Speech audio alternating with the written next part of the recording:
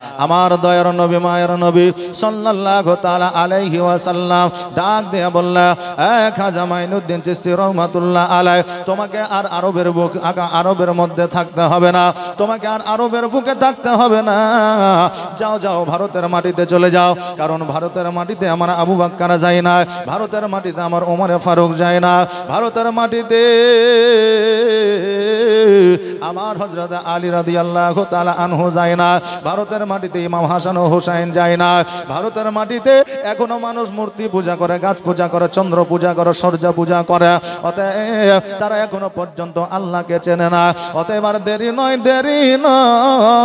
জলদি করে ভারতের দিকে রওনা হয়ে যাও। আমার খাজা মাইনুদ্দিন চিশতি রহমাতুল্লাহ আলাইহি বললেন, ইয়া রাসূলুল্লাহ, ইয়া হাবিবাল্লাহ, নবী গো, আমি যে ভারতের মাটিতে যাব, আমি রাস্তা চিনি না, জঙ্গলার মধ্যে দিয়ে রাস্তা কেমন করে যাব? এখন বর্তমানে আপনি একটা জায়গা থেকে অপর জায়গায় যাবেন, আপনি যদি না চিনতে পারেন মোবাইলের মধ্যে ম্যাপ বার করলেন, মোবাইলের মধ্যে ম্যাপ বাইর করা জায়গার নামটা আপনি লিখে দিলেন, আপনাকে কোনো মানুষকে জিজ্ঞাসা করতে হবে না, ইন্টারনেটের সাহায্যে আপনি সেই জায়গায় পৌঁছায় যাবেন। কিন্তু সেই আমলে ইন্টারনেট ছিল না, সেই আমলে মোবাইল ছিল না, সেই আমলে ওয়েবসাইটে ছিল না। আমার বড় পীর আব্দুল কাদের জিলানী রহমাতুল্লাহ আলাইহি জিলানী শহর থেকে বাগদাদ শরীফে গেছিলেন কাফেলার সঙ্গে, তখন আপনার কোন রকমের নেটওয়ার্কের ব্যবস্থা ছিল না। খাজা মাইনুদ্দিন চিশতি রহমাতুল্লাহ আলাইহি বলে, হুজুর গো, আমি কেমন করে ভারতের মাটিতে যাব? আমার নবীজি বলে, খাজা মাইনুদ্দিন, আমি নবী থাকতে তুমি চিন্তা করিও না, নবী আমার সশরীরে সম্মুখে আসলে খাজা মাইনুদ্দিন চিশতি রহমাতুল্লাহ আলাইহি নিজের বুকের মধ্যে আপনার জড়ায়া ধরলে, চোখটা বন্ধ করে নিলে, এবার বলে চোখটা তুমি খোলো। খাজা মাইনুদ্দিন চিশতি রহমাতুল্লাহ আলাইহি বলে, ইয়া রাসূলুল্লাহ, ইয়া হাবিবাল্লাহ, নবী গো, খোদার কসম করে বলি, আমার ভারতে যাওয়া রাস্তা ম্যাপের মতো আমার জেহেনের মধ্যে চলে এসেছে। জোরে বলেন সুবহানাল্লাহ। যেই নবী খাজা মাইনুদ্দিন চিশতি রহমাতুল্লাহ আলাইহির সঙ্গে দেখা সাক্ষাৎ করতে পারে, আজকে জগতের মানুষ তোমরা বলো নবী আমার মারা গেছে, নবীরও যায় না। আরে বাবা, আজকে যদি নবী আমার রওজা মুবারকে যদি না থাকতাম, খাজা মাইনুদ্দিন চিশতি রহমাতুল্লাহ আলাইহির সঙ্গে কেমন করে সাক্ষাৎ করলে, আলা হযরতের সঙ্গে কেমন করে সাক্ষাৎ করলে, ওলি আউলিয়াদের সঙ্গে কেমন করে সাক্ষাৎ করি, এটা দালালি কথা, এটা কোনো মুসলমানের কথা নয়। খাজা মাইনুদ্দিন চিশতি রহমাতুল্লাহ আলাইহি উনি যেন বাবা জঙ্গলের মধ্য দিয়ে হাঁটতে আরম্ভ করলে, জঙ্গলের মধ্যে দিয়ে হাঁটতে হাঁটতে পেরেশানির মধ্যে চলে এসেছে, একটা গাছের নিচে বসে যেন আরাম করতেছে, আর যেন চোখ দুটো বন্ধ করে দিয়েছে। চোখ দুটো যখন বন্ধ করে দিয়েছে, যেন তিনার ঘুম চলে এসেছে। হঠাৎ করে যখন ঘুমটা ভেঙেছে, চোখের পাতাটা যখন খুলেছে, দেখতে যেন ভারতের মাটিতে একটা বট গাছের নিচে যেন ঘুমায় আছে। জোরে বলেন সুবহানাল্লাহ। ওই জায়গায় বাদশার সমস্ত রাখাল বাখালেরা গরু চড়াইতে ছিল। হঠাৎ করে একটা নতুন মানুষ দেখিয়া আমার খাজা মাইনুদ্দিনের কাছে আসলো। আসার পরে বলে, এই মুরব্বী, ফকির দরবেশ, কোথা থেকে আপনি এসেছেন, আপনার নামটা কি? ওই ফকির আপনার খাজা মাইনুদ্দিন চিশতি বলে, আমি আরব থেকে এসেছি, ভারতের মাটিতে। ফকির দরবেশের এই কথা শুনিয়া সকল রাখালেরা যেন অট্ট হাসি হাসতে লাগলো। কেন হাসলো? যে আরব থেকে আসতে গেলে মহাসমুদ্র পার হতে হয়, কত নদী নালা পার হতে হয়, এখনো ব্রিজ হয়েছে, রকেট হয়েছে, জাহাজ হয়েছে, তখন কিন্তু এই সমস্ত কিছুর ব্যবস্থা ছিল না। মানুষ হাসাহাসি করে, বলে কেমন করে সমুদ্র পার হইলা, নদী নালা পার হইলা, আরব থেকে কেমন করে ভারতের মাটিতে আসলা? খাজা মাইনুদ্দিন চিশতি রহমাতুল্লাহ আলাইহি বলে, যিনি হলো দোনো জাহানের বাদশা, আখেরি পয়গম্বর মুহাম্মদুর রাসূলুল্লাহ সাল্লাল্লাহু তাআলা আলাইহি ওয়াসাল্লাম, যিনি সরষের দানা স্বরূপ হাতের তালুতে সারা পৃথিবীকে দেখতে পায়, আজকে আরব থেকে ভারতের মাটি থেকে আমাকে পাঠাতে পারে না। জোরে বলেন সুবহানাল্লাহ। ওই খাজা মাইনুদ্দিন যখন এই কথা বললে, রাখালেরা বলল, এই গাছের তলায় তোমাকে জায়গা দেওয়া হবে না, কারণ তোমার পরিচয় নয়, তোমাকে চিনি না, তোমাকে কেউ চেনে না। কখন কি করবে আমাদের হয় হয়তো গরু নিয়ে যাবে, মানুষের প্রতি হয়তো অত্যাচার করবে। অতএব এই জায়গায় তোমার থাকা যাবে না, তোমার যে জায়গায় খুশি তুমি চলে যাও, কিন্তু এই জায়গায় তোমার থাকা যাবে না। খাজা মাইনুদ্দিন চিশতি রহমাতুল্লাহ আলাইহি বলে, শোনো গো, আমি চোখ বন্ধ করে যখন এই গাছের নিচে এসে বসেছি, আমি এই গাছের তলার জায়গাটা ঝাড়বো না, আমার প্রথমত খানকায় গাছের তলায় হবে। জোরে বলেন সুবহানাল্লাহ। রাখালেরা শুনলো না, রাজার কাছে খবরটা পৌঁছায়া দিল। রাজা মশাই হুকুম দিল তাকে গাছের তলা থেকে উঠিয়ে আপনার ফেলে দেওয়া হোক। হঠাৎ করে যখন খাজা মাইনুদ্দিন চিশতি রহমাতুল্লাহ আলাইহি গাছের তলা থেকে যখন সরাইয়া দেওয়া হলো, আমার খাজা মাইনুদ্দিন চিশতি রহমাতুল্লাহ আলাইহি কারামাতের দ্বারা ওই রাজার যত গরু ছিল সমস্ত গরুগুলা যেন বাঘে পরিণত হয়েছে। জোরে বলেন সুবহানাল্লাহ। আর তো কোনো ছাড় না, গরু হইয়া থাকলে গরুর দাম পাওয়া যাবে। গরু মানুষকে আক্রমণ করবে না, কিন্তু একটা বাঘে মানুষকে আক্রমণ করবে, দেশের মানুষকে শান্তিতে থাকতে দেবে না।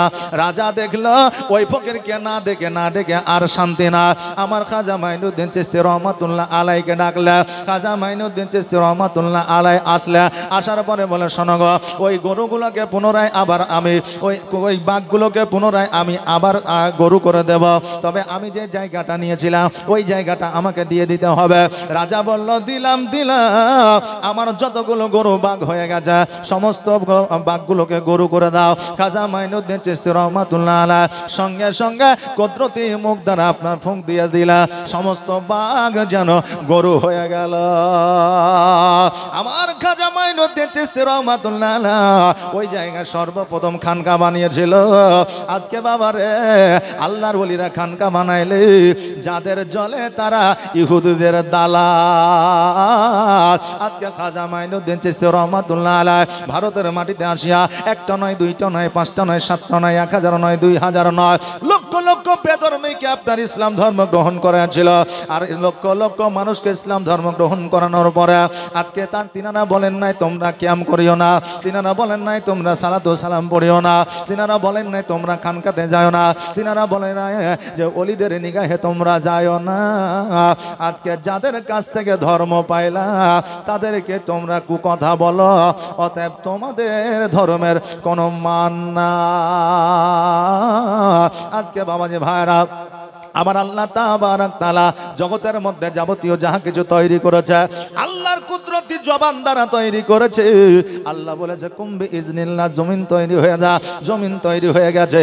আল্লাহ বলেছে কুম্বি ইজনিল্লাহ, আসমান তৈরি হয়ে যা, আসমান তৈরি হয়ে গেছে। আমার আল্লাহ কুম্বি ইজনিল্লাহ বলে আমার আল্লাহর ফারিস্তা তৈরি করেছে, জগতের মধ্যে যাবতীয় যাহা কিছু তৈরি করেছে আল্লাহ কুম্বি ইজনিল্লাহ বলে তৈরি করেছে। কিন্তু বাবা জগতের মধ্যে মানুষকে সর্বসেরা করে পাঠিয়েছে, জগতের মধ্যে যাবতীয় যা কিছু সৃষ্টি করেছে, নদী নালে গাছপালা আসমান জমি কুকুর বিড়াল ছাগল বাঘ ভাল্লুক হাতি যাহা কিছু সৃষ্টি করেছে সমস্ত কিছুরই চাইতে সর্বসেরা করে মানুষকে সৃষ্টি করেছে আল্লাহ। হুম্মা সাল্লাল্লাহু ঠিক করছে, আপনারা চুপ করে থাকেন, মাইক ম্যানের ঠিক টেনশন আছে, টেনশন নাই। ওয়ালা আলে মাওলানা মুহাম্মদ। বাবাজি ভাইরা, আল্লাহ তাবারাক তাআলা জমিনের মধ্যে মানুষকে পাঠাইলা সর্বসেরা করা, প্রত্যেকটা জীবের চাইতে মানুষকে বুদ্ধি দিলেন, নাক দিলেন, কান দিলেন, আপনার চক্ষু দিলেন, হাত দিলেন, পা দিলেন, সব কিছু দিয়ে আমার আল্লাহ তৈরি করলেন। বুঝতে পারছি ভোল্টেজ নাই, জেনারেটর বালা আপনি ভোল্টেজটা দেন, এইদিকে অসুবিধা হচ্ছে। জেনারেটরের যে দায়িত্ব আছেন তাকে বলবো আপনি ভোল্টেজটা সঠিক পরিমাণে দেন। আল্লাহুম্মা সাল্লাল্লাহু মাওলানা মুহাম্মদ। ও বাবাজি ভাইরা, আমার আল্লাহ তাবারাক তাআলা জগতের মধ্যে সর্বসেরা করে মানুষকে বানিয়েছে। প্রত্যেকটা জিনিস কুম্বি ইজনিল্লাহ আলহামদুলিল্লাহ বলে তৈরি করেছে, কিন্তু আমার আল্লাহ তাবারাক তাআলা এ মানুষকে আল্লাহর কুদরতি হাত দ্বারা বানিয়েছে। জোরে বলেন সুবহানাল্লাহ। আমার আল্লাহ তাবারাক তাআলা মানুষের মুখমণ্ডল আমার আল্লাহ হাত দ্বারা বানিয়েছে। আজকে বাবারে জগতের মধ্যে কালোকে আমরা কালো বলি, জগতের মধ্যে আজকে আমরা অন্ধকে অন্ধ বলি, জগতের মধ্যে আমরা মানুষকে একজন মানুষ হয়ে ঘৃণা করি, কিন্তু জগতের মধ্যে ন্যাংরা নুলা কানা খোড়া কালো আর ধলো যেমনই মানুষ আসুক না কেন, আমার আল্লাহ তাবারাক তাআলা প্রত্যেকটা মানুষকে আমার আল্লাহ নিজের হাত দ্বারা বানিয়েছে। জোরে বলেন সুবহানাল্লাহ। যেই কালো মানুষটাকে আমার আল্লাহ কুদরতি হাত দিয়ে বানিয়েছে, যেই ধলো মানুষটাকে আমার আল্লাহ কুদরতি হাত দিয়ে বানিয়েছে, যেই মহিলা মানুষটাকে আমার আল্লাহ কুদরতি হাত দিয়ে বানিয়েছে, এই মানুষটাকে আমরা মানুষ হইয়া কেমন করে ঘৃণা করতে পারি? অতএব আমার আল্লাহ নিজের কুদরতি হাত দিয়ে মানুষের মুখমণ্ডল তৈরি করলেন। অতএব আমরা মানুষ এই আল্লাহর হাত দিয়ে তৈরি করা মুখ দিয়া আমরা গালিগালাজ করি, আমরা বাবা মিথ্যা কথা বলি, আমরা হারাম খাদ্য খাই, এই মুখের দ্বারা আমরা কত না গুনাহ করি। আজকে যেই চোখ আমার আল্লাহ বানাইলে, আজকে ওই চোখ দ্বারা আমরা কত খারাপ জিনিস আমরা দেখি। আজকে আমার আল্লাহ যেই কানটা বানাইলে, ওই কান দ্বারা আমরা কত না গুজব শুনি। আজকে ওই কান দ্বারা আমরা যেন কত গীবত শুনি। আরে বাবা 24টা ঘন্টা আমার আল্লাহ দিয়েছে, রাত্রি দিয়েছে, দিন দিয়েছে, কিন্তু 24টা ঘন্টার মধ্যে একবার মনকে যদি জিজ্ঞাসা করে, মন রে কতবার নেকির কথা শোনো আর কতবার গুনার কথা শোনো, মন উত্তর দিয়ে দিবি। আজকে জগতের মধ্যে আমাদের যুবক ছেলেরা জগতের মধ্যে আসিয়া আজকে সমস্ত খেলাধুলা বাদ দিয়া নিজে মোবাইল নিয়ে যে খেলাধুলা শুরু করেছে, এই খেলাধুলার মধ্যে এমন একটা সিস্টেম আপনার দালাল দিয়ে দিয়েছে, এমন একটা সিস্টেম ইহুদিরা দিয়ে দিয়েছে, যুবকদের ঈমান আমলকে নষ্ট করে দেবে। এই গেমের মধ্যে ফ্রি ফায়ার পাবজির মধ্যে যারা থাকবে, পরবর্তীতে তারা নামাজে যাবে না, পরবর্তীতে তারা ইসলামের শিক্ষা নিবে না, পরবর্তীতে তারা তাদের মস্তিষ্ক ভালো রাখতে পারবে না। এই জন্য তাদেরকে ধ্বংস করার জন্য ফ্রি ফায়ার পাবজি গেম শুরু করেছে। কিন্তু বাবাজি আল্লাহর ওলি যিনারা হন, আল্লাহর মুমিন ব্যক্তি যিনারা হন, তিনারাও বাচ্চাকালে খেলেছে, কিন্তু আমাদের বর্তমানে খেলা হলো আলাদা, আর আগের ওলি আউলিয়াদের খেলা ছিল আলাদা। জোরে বলেন সুবহানাল্লাহ। এখন বাবা যুবকেরা মোবাইল নিয়ে রাস্তার মোড়ে বসে যাচ্ছে, আর রাস্তার মোড়ে বসে যাওয়ার পরে হাতে আপনার মোবাইল, মুখে তাদের বিড়ি, বাপ যাক চাচা যাক দেখা দেখি নাই, মাস্টার গেলেও দেখা দেখি নাই। এখন কেউ যদি বলে বিড়িটা তো ফেল, তোর চাচা আসতেছে, বলে চাচা যাচ্ছে তো কি হলো, বিড়ি কি ওর বাপের টাকায় খেয়েছে নাকি? আমার বাপের টাকায় খেয়েছে। মান সম্মান আপনার বড়দের যুবকরা দেয় না, আর বড়রা ছোটদের স্নেহ দেয় না। বাবাজি ভাইরা, নিজের যখন মানসিকতা আমরা পরিবর্তন করব, আমাদের ঈমান শক্ত হবে। যতদিন পর্যন্ত মানসিকতা পরিবর্তন করতে পারবো না, ততদিন পর্যন্ত আমাদের ঈমান শক্ত হওয়া সম্ভব নয়। মহিলাদের মধ্যে একজন আল্লাহর ওলি ছিলেন, এটা আমাদের সকলের জানা আছে না জানা নাই? মহিলাদের মধ্যে একজন আল্লাহর ওলি ছিলেন, যার নাম ছিল রাবিয়া বাসরি। যে নাম শোনেননি? রাবিয়া বাসরি। এই রাবিয়া বাসরি মহিলারা জীবনে কোনোদিন আপনার জনসম্মুখে, পুরুষদের সম্মুখে স্টেজে উঠিয়া বক্তব্য দিতে পারবে না। মহিলারা যুদ্ধের ময়দানে যেতে পারবে না, মহিলারা আপনার ঈদগার ময়দানে যেতে পারবে না, মহিলারা জুম্মার দিনে জুম্মার জন্য মসজিদে যেতে পারবে না। কিন্তু আমার আল্লাহ তাবারাক তাআলা বলেছে, হেরে আমার বান্দীরা, আজকে তোমার স্বামী তোমার পুত্র ঈদগার ময়দানে গিয়া যতটা নেকি কামাবে, তুমি বাড়িতে বসে থেকে ততটাই নেকি কামাবা। আজকে মসজিদে জুম্মা পড়িয়া যতটা তোমার স্বামী নেকি কামাবে, ততটা নাকি তুমি বাড়িতে বসিয়া কামাবা। তোমার স্বামী যুদ্ধের ময়দানে গিয়া যতটা নাকি অর্জন করবে, শহীদ হলে শহীদের দরওয়াজা পাবে।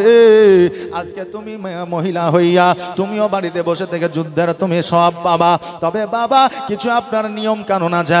ঈদের দিনে যখন স্বামী সন্তান যখন গোসল করবে, বিবিকে আপনার সাবান আর শ্যাম্পু আগে দিতে হবে, লুঙ্গি ইনকাম জাগায় দিতে হবে, মিষ্টান্ন খাবার করিয়া স্বামীকে খাওয়ায়া দিতে হবে, সন্তানকে খাওয়ায়া দিতে হবে, ঈদগার ময়দানে শেষ সেন্ট আপনার আতর লাগায় পাঠাইয়া দিতে হবে। ঈদগার ময়দানে নামাজ পড়ে স্বামী যতটা নেকি অর্জন করবে, বিবিও ততটা নেকি অর্জন করবে। জোরে বলেন সুবহানাল্লাহ। জুম্মার দিনে স্বামীকে সাজায়া যখন আপনার মসজিদে পাঠাবে, জুম্মার নামাজ পড়িয়া যতটা নেকি অর্জন করবে, বিবিও ততটা নেকি অর্জন করবে। যুদ্ধের ময়দানে মহিলারা না যাইয়া কেমন করে যুদ্ধের সব পাবে? আমার দয়ার নবী, মায়ার নবী সাল্লাল্লাহু তাআলা আলাইহি ওয়াসাল্লাম বলেছে, হ্যাঁ আমার হ্যাঁ আমার উম্মতিরা, আজকে তোমরা যদি স্বামীর সেবায় যদি লিপিবদ্ধ থাকো, স্বামী যদি একটা সেকেন্ডের জন্য তোমার প্রতি খুশি হয়ে যায়, একটা উহুদের যুদ্ধের সমতুল্য নেকি তোমার নেকির খাতায় লিপিবদ্ধ করবে। জোরে বলেন সুবহানাল্লাহ। স্টেজের মধ্যে একজন পুরুষ আসিয়া পুরুষ বক্তব্য রাখিয়া যেই নাকি আপনার অর্জন করবে, একজন মহিলা ওয়াজ শোনার পরে যেই আমলগুলো বলবে, ওই আমলগুলো যদি করে, আল্লাহ তাবারাক তাআলা ওই মহিলার প্রতি রহমত বর্ষণ করবে। জোরে বলেন সুবহানাল্লাহ। ওই রাবিয়া বাসরি একজন মহিলা আল্লাহর ওলি ছিলেন, যার নাম ছিল রাবিয়া বাসরি। আর সেই আমলে একজন পুরুষ আল্লাহর ওলি ছিলেন, যার নাম ছিল হাসান বসরি। হাসান বসরি ওয়াজের মাহফিলে ওয়াজ করতেন, আর রাবিয়া বাসরি ওই ওয়াজ শুনিয়া আপনার আমল করতেন। আমল করতে করতে এত আমল আপনার করেছে, আল্লাহর এত নৈকট্য লাভ করেছে যে আমার আল্লাহ তাবারাক তাআলা ওই মহিলাকে ওলি বানিয়ে দিয়েছে। জোরে বলেন সুবহানাল্লাহ।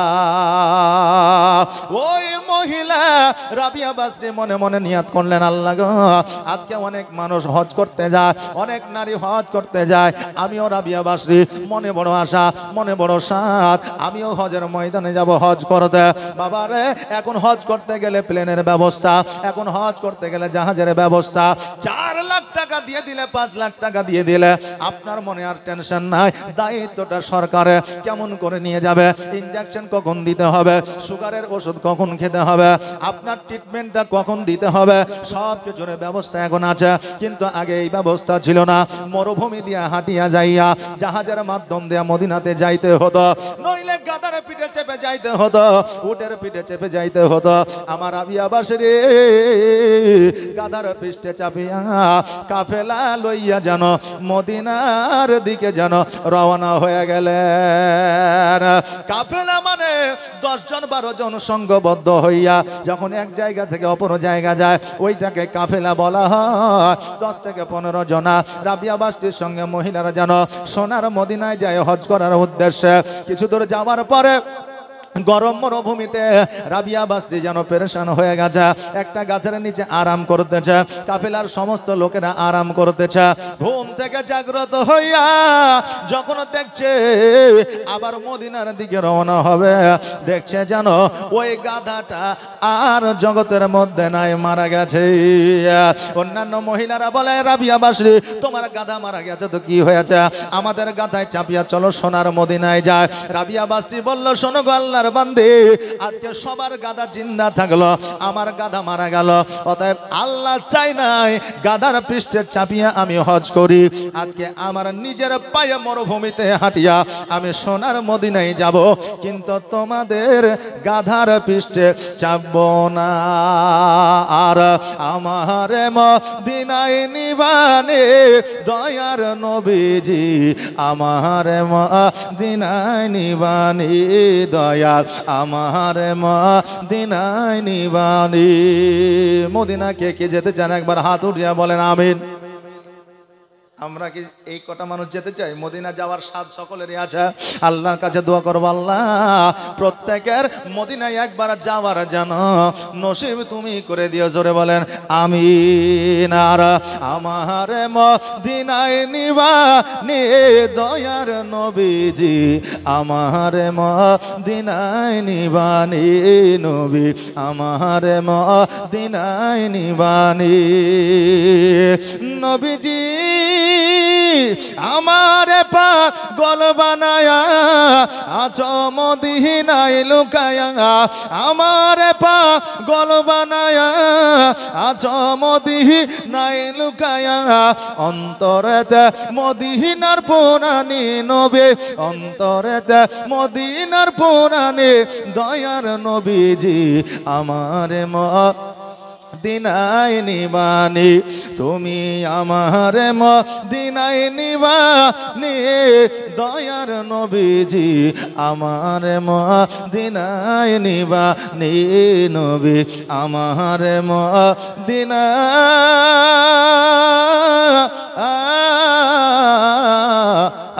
নিবানি রাবিয়া বাসরি বলে আল্লাহ গো আজকে আমার পায়ের দ্বারা হাঁটিয়ে আমি হজের ময়দানে যাব আল্লাহ আজকে হয়তো তুমি সেটাই কবুল করবা আল্লাহ গো আজকে যখন আমার গাধা মারা গেছে আমি আর গাধার পৃষ্ঠে চাপবো না পায়ে হেঁটে আমি সোনার মদিনায় যাব জোরে বলেন সুবহানাল্লাহ রৌদ্রের তাপে গরম মরুভূমি যেন আপনার আগুনের মতো আপনার তাপ হয়ে আছে ওই মরুভূমির ওপর দিয়া রাবিয়া বাসরি যেন খালি পায়ে হাঁটিয়া হাঁটিয়া চলতেছে কিছু দূরে যাওয়ার পরে গরম বালির যেন আপনার তাপে পায়ে ফোসা পড়ে গেল পায়ের ছিলকা পর্যন্ত উড়ে গেল গরম যেন আর সহ্য করতে পারে না ব্যথায় কাতর হইয়া একটা জায়গায় যেন চুপ করে বসে গেছে চুপ করে বসে যাওয়ার পরে চোখটা বন্ধ করে নিয়েছে এত যন্ত্রণা সহ্য করতে পারা যায় না কারণ হইল শরীরের মধ্যে যদি এক চুল পরিমাণ যদি কেটে যায়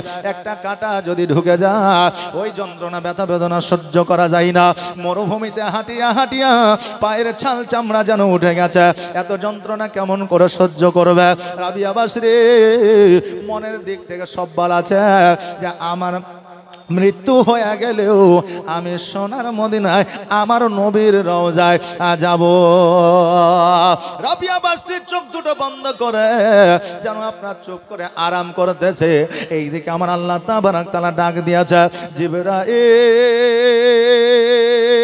জিবরাইল আর দেরি নয়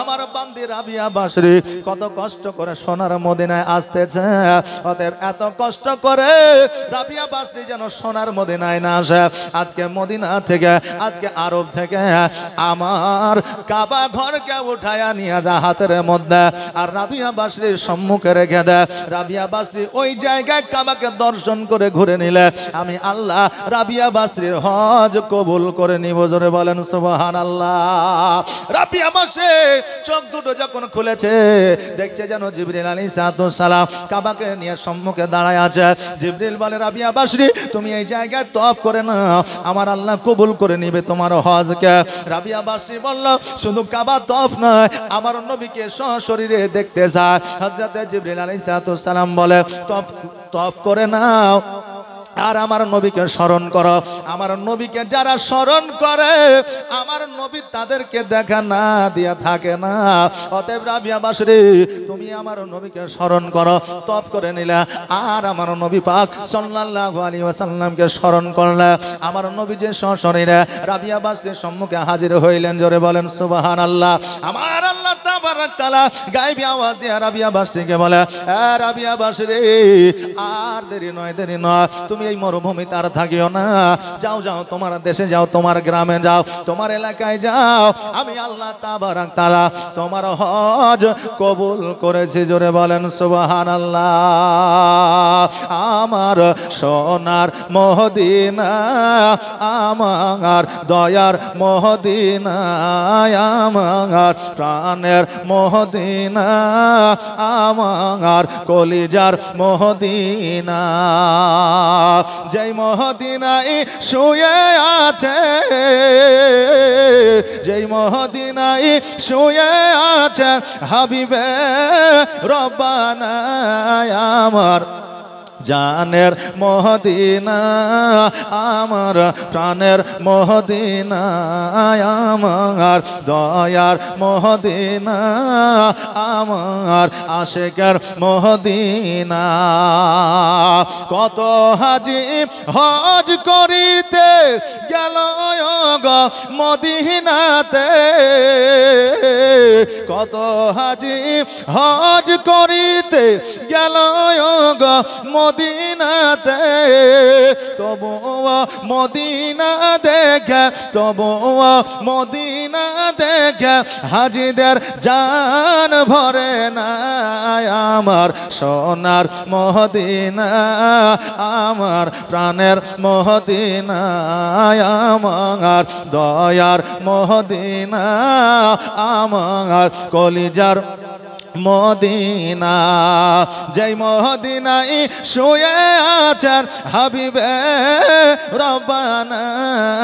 আমার জানের মদিনা, আমার প্রাণের মদিনা, আমার দয়ার মদিনা, আমার সোনার মদিনা।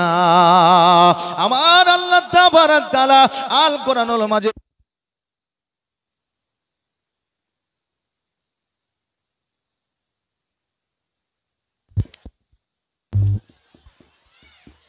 আল্লাহুম্মা সাল্লি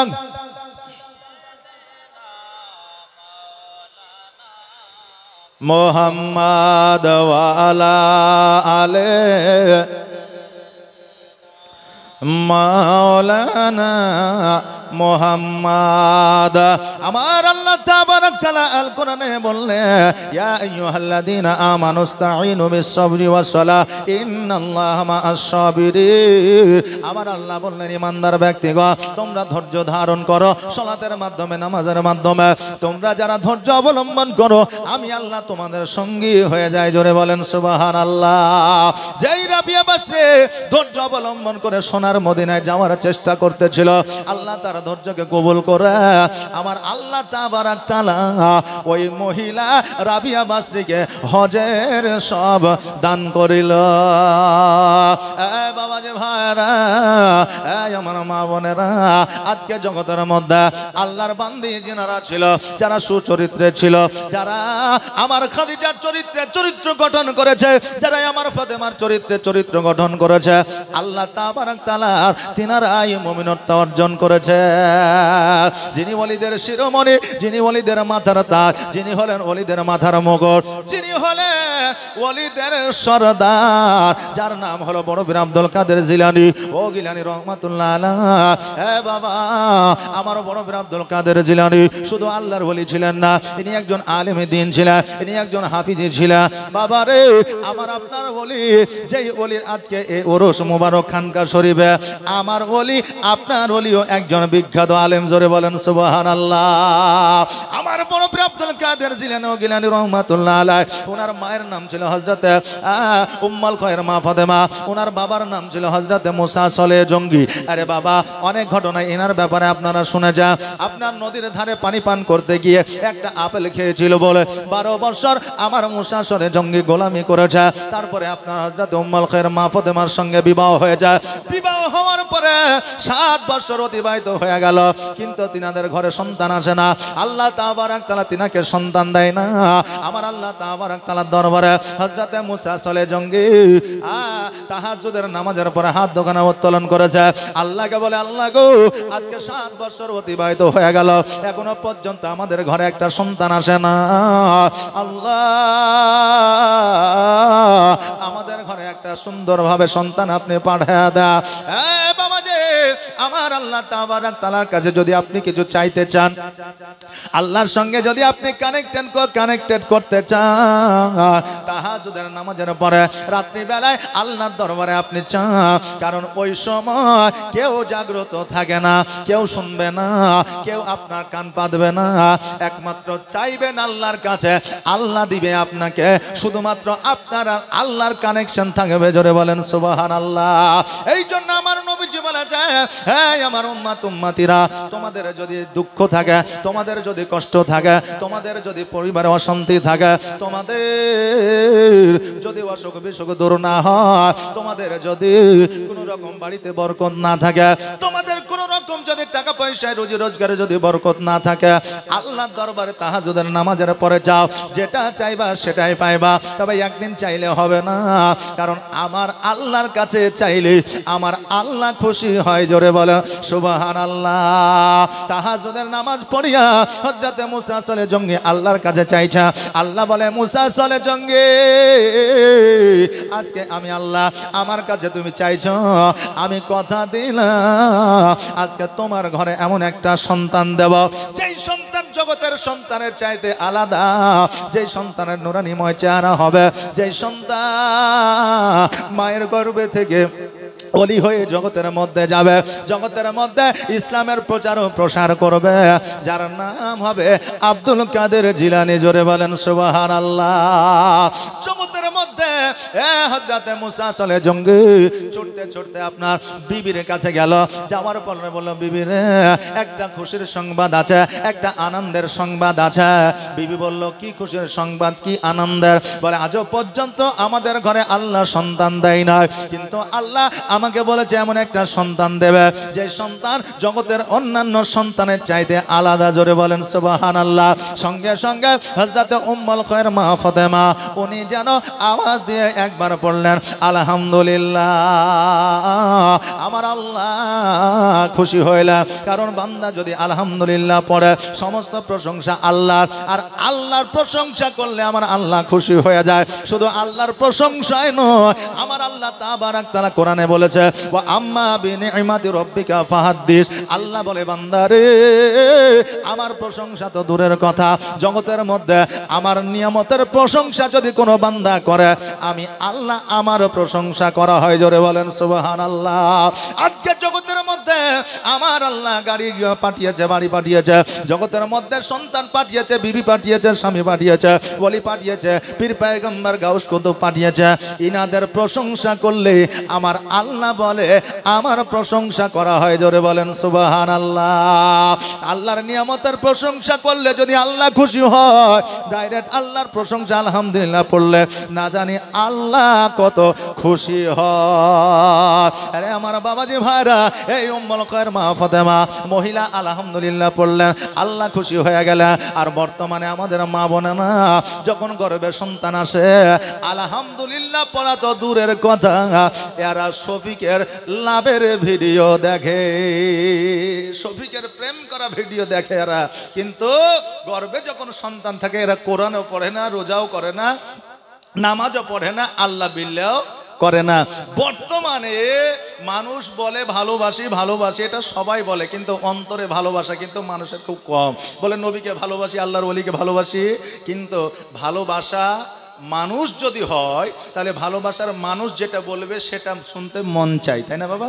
এখন আপনি কাউকে ভালোবাসেন, ও যদি বলে আমি 10টা মিষ্টি খাবো, তা আপনি আনবেন না? আপনার সন্তানকে আপনি ভালোবাসেন, এখন সন্তান যদি বলে যে আব্বু এই জিনিসটা আনিও, পকেটে টাকা না থাকলেও যেমন করে হোক আনতে হবে, কারণ ভালোবাসার জিনিস হচ্ছে সন্তান, তাই না?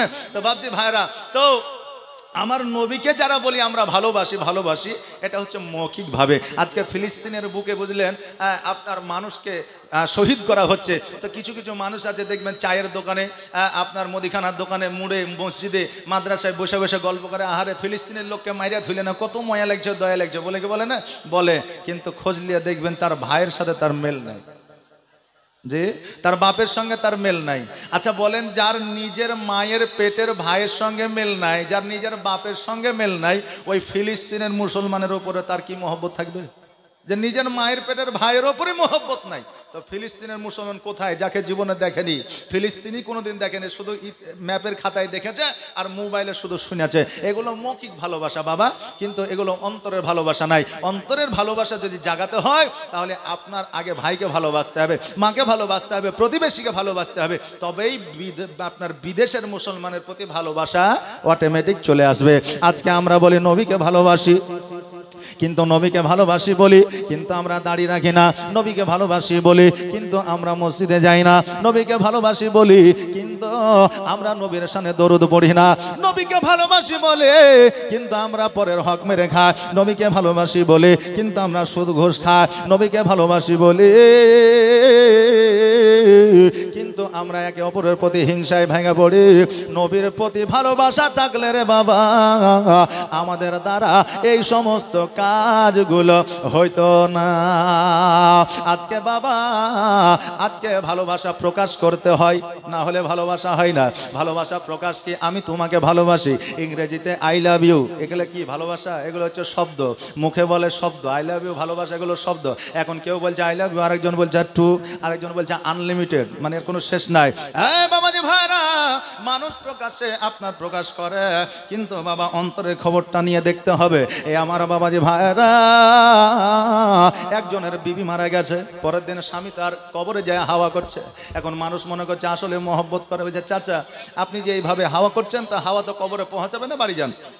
তো বলছে আমি যা করছি করতে দে, তোরা বাড়িতে যা। তো এখন বলছে যে চাচা আপনার বিবিকে এত ভালোবাসেন?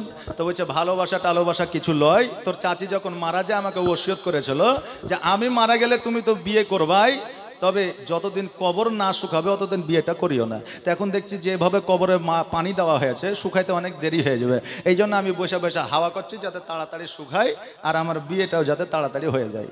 ও হাওয়া করছে স্বার্থে, কিন্তু মানুষ মনে করছে মহব্বতে হাওয়া করছে। তো এখন আমরা মুখে আই লাভ ইউ 2 3 4 5 6 7 8 9 10 11 12 যা আছে সব বলে দিই, কিন্তু অন্তরের খবর আল্লাহ জানে আর ওই জানে। এই বাবাজি ভাইরাম, আমরা আল্লাহর ওলি মানি, আল্লাহর ওলির কথা আমরা শুনি, কিন্তু বাবা আল্লাহর ওলির প্রতি মহব্বত থাকলে আমাদের দ্বারা খারাপ কাজ হবে না। আল্লাহর ওলির প্রতি মহব্বত থাকলে আমাদের দ্বারা নবীর সুন্নাতকে কেটে ফেলা হবে না। আল্লাহর ওলির প্রতি যদি মহব্বত থাকে আমাদের দ্বারা নামাজ কাজা হবে না। আল্লাহর ওলির প্রতি যদি মহব্বত থাকে, আল্লাহর ওলির প্রতি যদি আমাদের মহব্বত থাকে, নবীর প্রতি সালাম ক্যাম বৃথা যাবে না।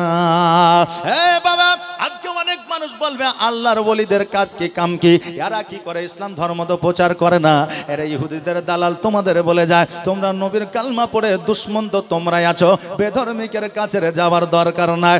আজকে আল্লাহর ওলি আছে বলে আজ পর্যন্ত সালাতু সালাম বেঁচে আছে, জোরে বলেন সুবহানাল্লাহ।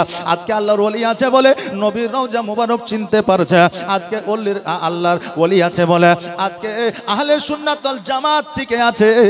আজকে আল্লাহর ওলি আছে বলে আজকে আমরা ওই বেরেলি চিনি, দাদা মাহবুসার দরবার চিনি। আজকে আমরা যত পীর পয়গম্বর আছে সব জায়গা চিনি একমাত্র ওলির মাধ্যমে, জোরে বলেন সুবহানাল্লাহ। আর ওলি ছাড়া নবী পাবে না রে দিবানা, ওলি ছাড়া নবী পাবে না। আর আল্লাহর ওলিদের যারা ঘৃণা করে আসলে সে আল্লাহর দুশমন, তারা ওলি ছাড়া নবী পাবে না রে দিবানা, নবী ছাড়া আল্লাহ পাবে না। একটা জায়গায় গেলে বাবা আপনার স্থান পরিবর্তনের প্রয়োজন আছে, ঠিক তেমনি ওলি ধরবেন নবী পাবেন, নবী পাইলে আল্লাহ পাবে। ডাইরেক্ট নবী পাইবেন না ওলি ছাড়া, আর নবী না পাইলে আল্লাহ পাবেন না।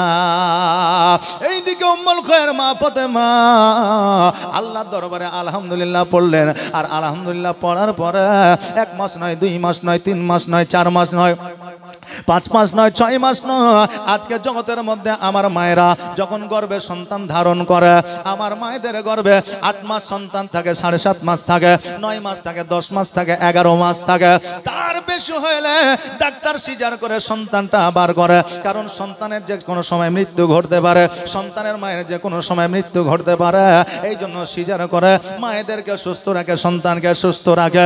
কিন্তু বাবাজি ভাইরা, সর্বপ্রথম কারামাত আমার বড় বীর আব্দুল কাদের জিলানী, যে মায়ের গর্ভে 1 মাস নয়, 10 মাস নয়, 12 মাস নয়, টোটাল 14 মাস মায়ের গর্ভে ছিলেন, জোরে বলেন সুবহানাল্লাহ। 14 মাস পর্যন্ত আমার বড় বীর আব্দুল কাদের জিলানী রহমাতুল্লাহ আলাইহি মায়ের গর্ভে ছিলেন। 14 মাস যখন আপনার মায়ের গর্ভে ছিলেন, এই মায়ের গর্ভে থাকা অবস্থা আপনার কারামত দেখিয়েছিল।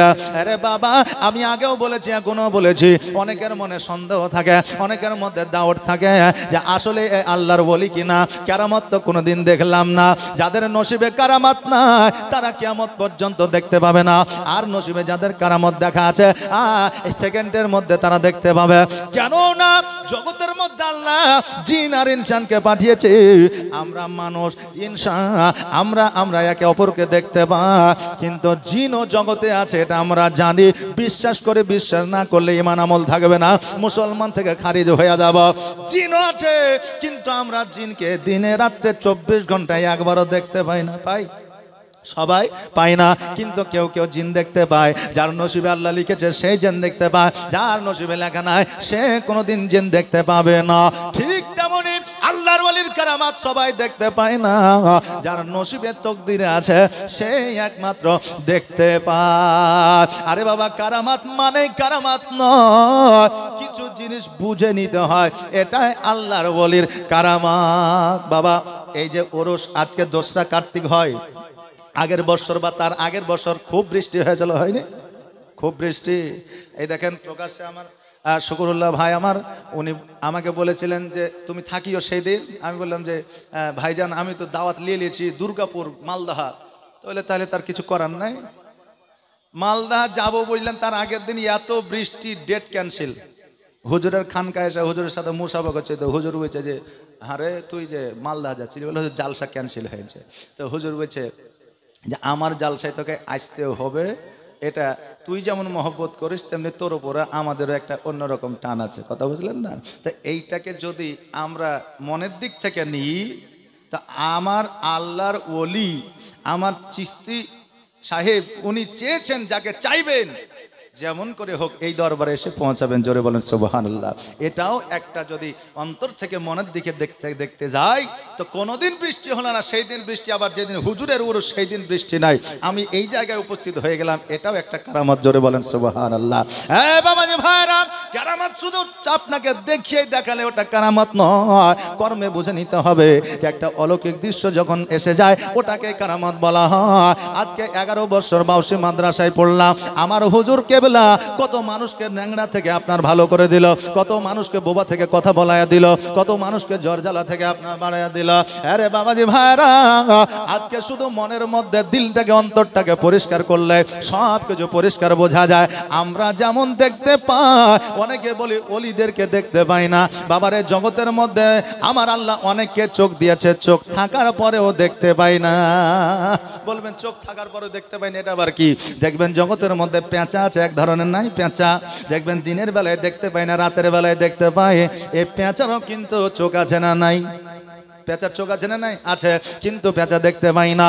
ওই রকম পেঁচার মতো চোখ নিয়ে যদি আমরা ঘুরি, আল্লাহর ওলির কারামত আজকে কেন কিয়ামত পর্যন্ত দেখতে পাওয়া যাবে না? আল্লাহর ওলি প্রাণের মুর্শিদ গো গো, ভুলতে পারি না আমি তোমাকে, দয়ার নবী প্রাণের ছবি গো গো, ভুলতে পারি না আমি তোমাকে। আর তুমি আছো কোথায়, আমি আছি বাংলা, না জানি আল্লাহর ওলি মোদের দেখা হবে কেমন। আল্লাহর ওলি প্রাণের মুর্শিদ গো গো, ভুলতে পারি না আমি তোমাকে। আমার বড় আব্দুল কাদের জিলানী গিলানী রহমাতুল্লাহ আলাইহি যেই দিন জগতের মধ্যে আসলে সেই দিনটা ছিল পবিত্র রমজান মাস, সেই দিনটা ছিল রমজান মাস, সেই দিনটা ছিল রোজার সময়। মা জননী যখন স্তনে লাগানো আপনার দুগ্ধ পান করাবার চেষ্টা করলো, কিন্তু আমার বড় পীর আব্দুল কাদের জিলানী গিলানী রহমাতুল্লাহ আলাইহি দুগ্ধ যেন পান করে না। হযরত উম্মুল খায়র মা ফাতেমা আল্লাহকে বলে, আল্লাহ গো, তবে কি আমার সন্তান অসুস্থ, তবে কি আমার সন্তান কি আজকে আমার সন্তান কি কোনো রকম ভাবে দুর্বল, দুগ্ধ কেন পান করে না? যেমন এইদিকে মাগরিবের আজান শুরু হয়ে যায়, আমার বড় পীর আব্দুল কাদের জিলানী অটোমেটিক যেন মায়ের দুগ্ধ পান শুরু করেছে। জোরে বলেন সুবহানাল্লাহ। উম্মুল খায়র মা ফাতেমা আমার আপনার মতো মা ছিল না, উনি ছিলেন একজন আল্লাহর মুমিন, আপনার মুমিনা। উনি বুঝতে পারলেন, জানতে পারলেন আমার সন্তান অসুস্থ নয়, আমার সন্তান দুর্বল নয়, আমার সন্তান রোগা নয়, আমার সন্তান জগতের মধ্যে আসিয়া পবিত্র রমজান মাসে রোজা করেছিল, এখন সন্ধ্যা বেলায় মাগরিবের পরে ইফতার করিল। জোরে বলেন সুবহানাল্লাহ। আকাশের চাঁদা এই নে চুমা দে ফেরে পায় আকাশের চাঁদা এই নে চুমা দে ফেরে পায় মোর মাসুমলে জানের কলে তুই এলি বাপ রোজার মাসে একটু দুধ খাইয়ে শোধ মধু নিয়ে কে যেন আসে ওরে হুরমালিকা ওরে হুরমালিকা ফিরে যা তোরা আর খেচে রোজা লাল আমার ঘুমিয়ে যা রে লাল আমার কিছু নাই তোকে দেবার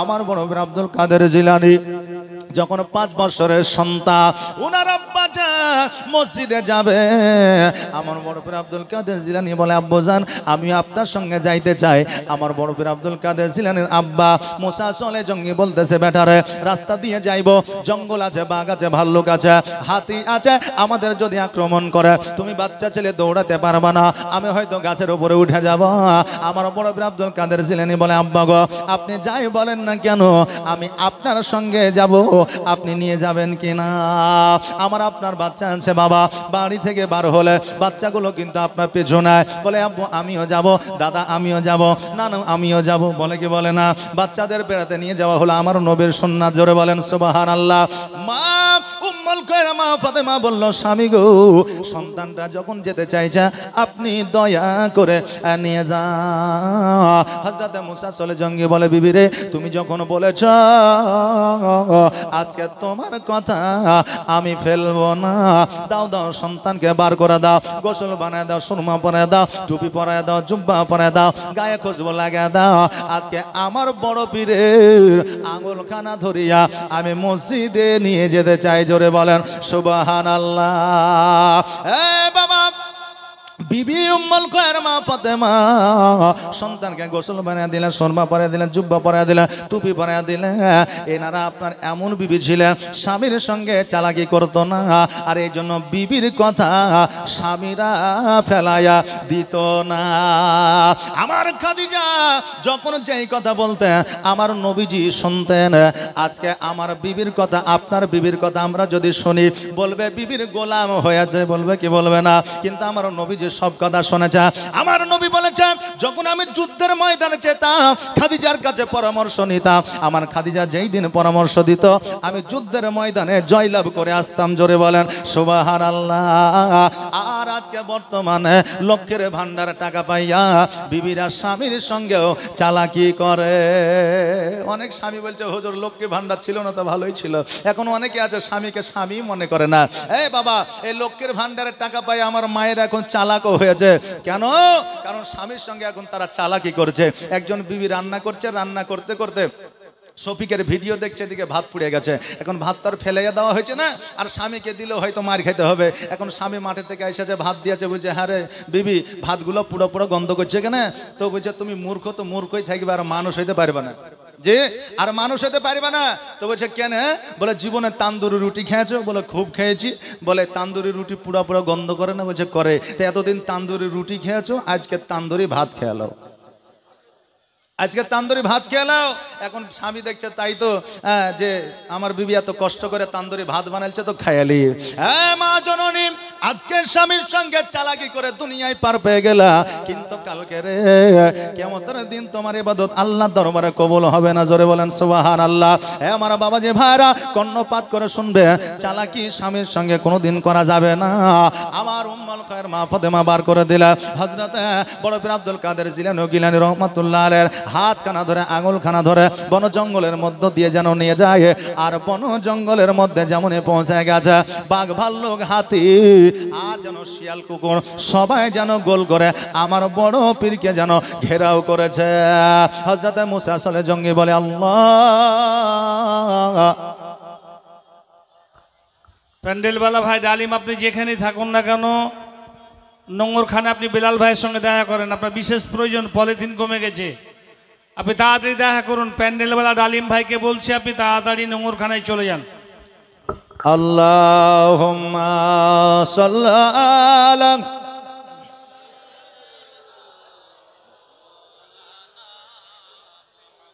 ওয়ালা আলি সাইয়্যিদিনা।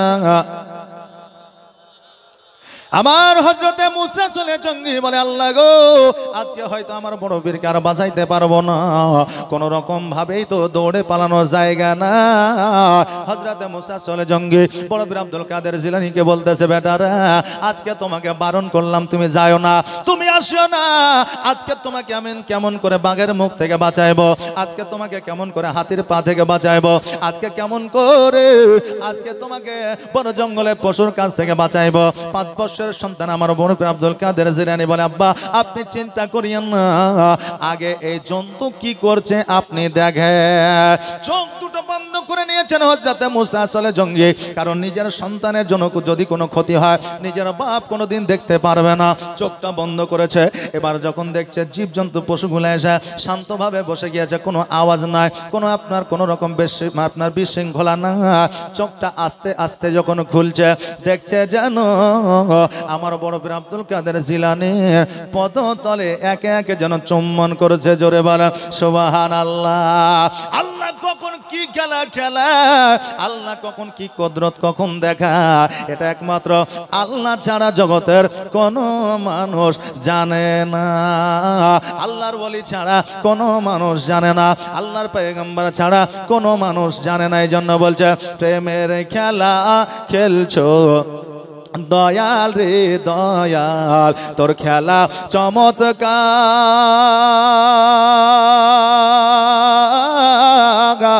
আর না পাকে মানুষ বানায়া আমি লাই সবা যার রে।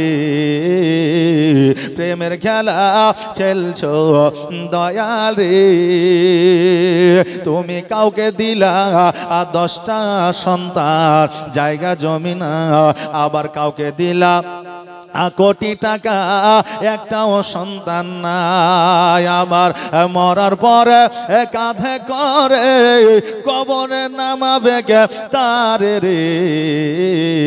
প্রেমের খেলা খেলছো দয়াল রে দয়াল, তোর খেলা চমৎকার, আর না পাকে মানুষ বানায়া আমি লাই সবা যার রে।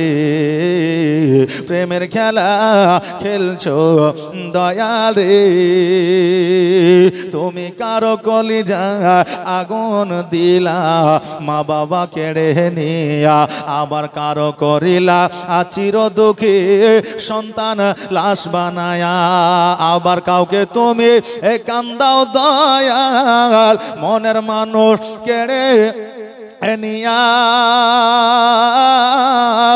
আবার কাউকে অল্প বয়সে রাখলে তুমি বিধবা বানায় রে। প্রেমের খেলা খেলছো দয়াল রে দয়াল, তোর খেলা চমৎকার, আর না পাকে মানুষ বানায়া আমি লাই সবা যার রে। প্রেমের খেলা খেলছো দয়াল রে। আমার হযরতে মুসা চলে জঙ্গে যখন নিজের বেটা আব্দুল কাদের জিলানীর দিকে যখন তাকায়া দেখলো, হতভম্ব হয়ে গেল। আল্লাহ,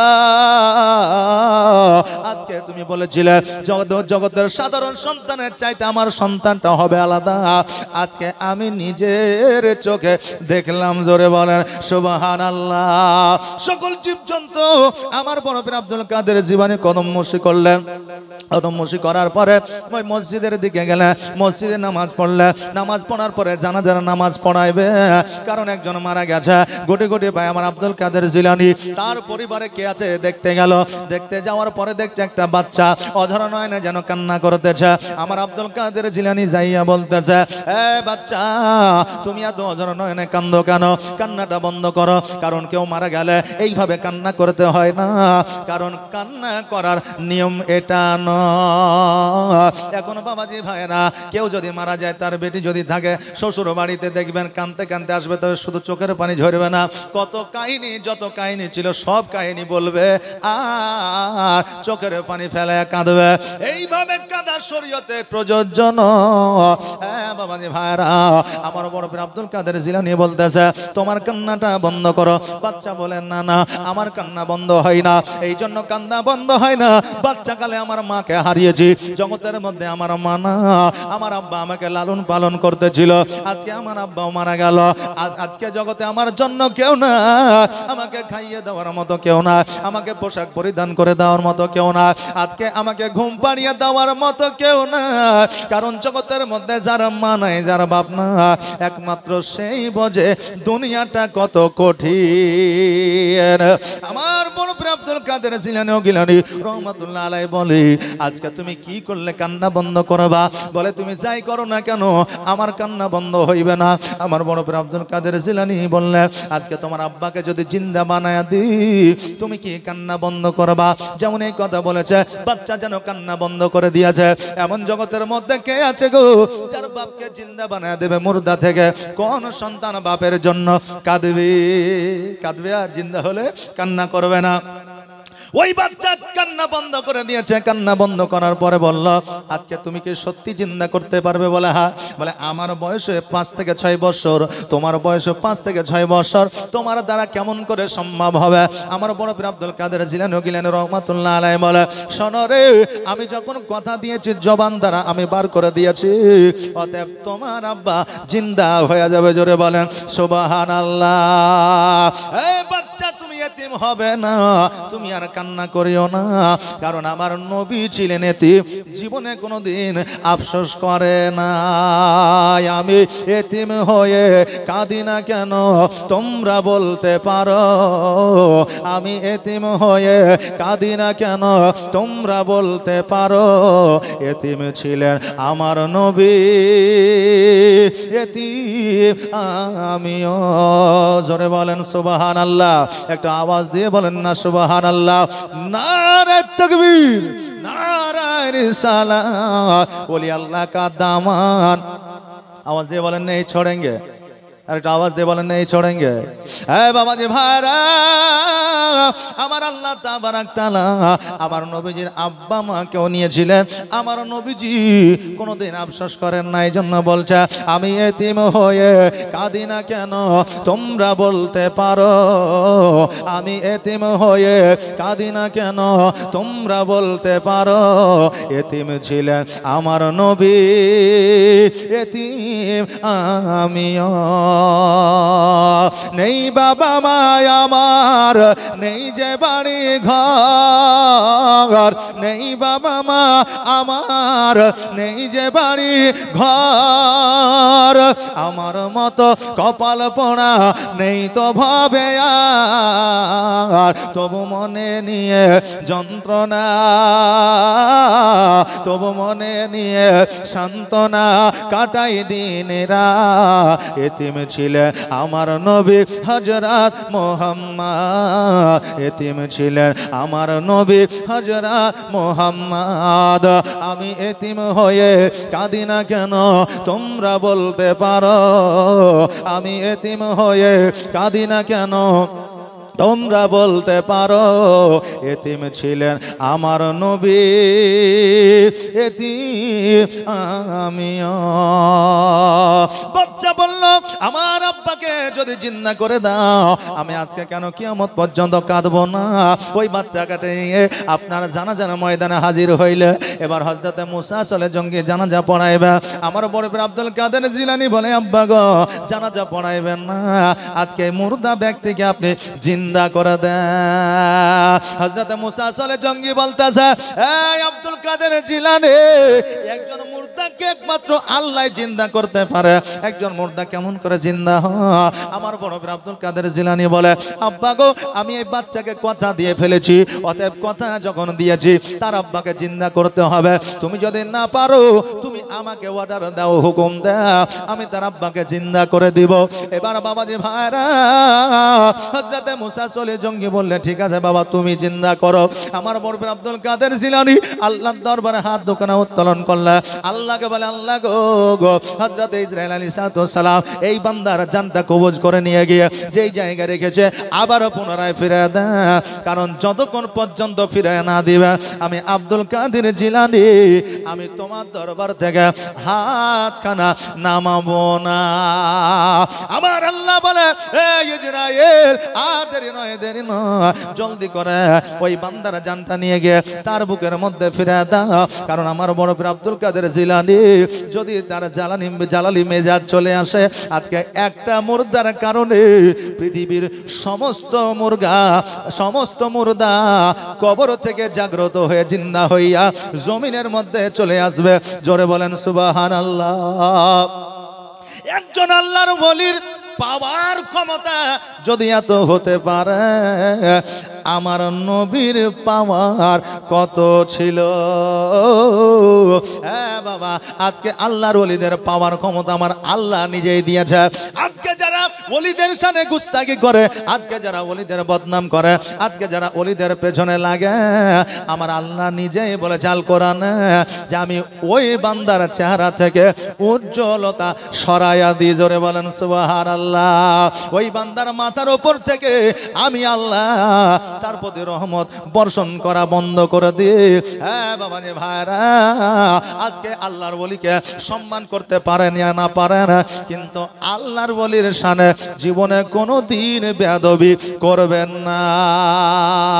আমার বড় পীর আব্দুল কাদের জিলানী এই দোয়া করলে আমার আল্লাহ ইসরাইলকে পাঠালেন, ওই বান্দা জিন্দা হয়ে গেল। হ্যাঁ বাবা আজকে আমার বড় পীর আব্দুল কাদের জিলানী রহমাতুল্লাহ আলাইহি মুরিদ বানায়াছে, কিন্তু মুরিদ বানানোর পরে ওই মুরিদের জীবনকে পরিবর্তন করেছে। একজন মুরিদ এসে বলছে হুজুর আমি আপনার কাছে মুরিদ হতে চাই, মনে বড় আশা, কিন্তু একটা কথা আপনাকে বলতেছে। বলে কি? বলো শর্ত আছে। বলে বলো শর্ত কি? বলে আমি মদ খাই মদ খাবো, আমি নামাজ পড়ি না নামাজ পড়বো না, আমি চুরি করে চুরি করব, কিন্তু আমি আপনার মুরিদ হব। আমার বড় পীর আব্দুল কাদের জিলানী বললে যে তোমার যত খারাপ কাজ আছে তুমি করো, আমার কাছে তুমি মুরিদ হও, কিন্তু তুমি যেমন একটা শর্ত দিয়েছ আমারও একটা শর্ত তোমাকে রাখতে হবে। বলে কি শর্ত? বলে যখন আজান হবে দাঁড়িয়ে শুনতে হবে, আর কিছু না। এবার বলল ঠিক আছে শুনবো। আজানই তো শুনবার কি আছে?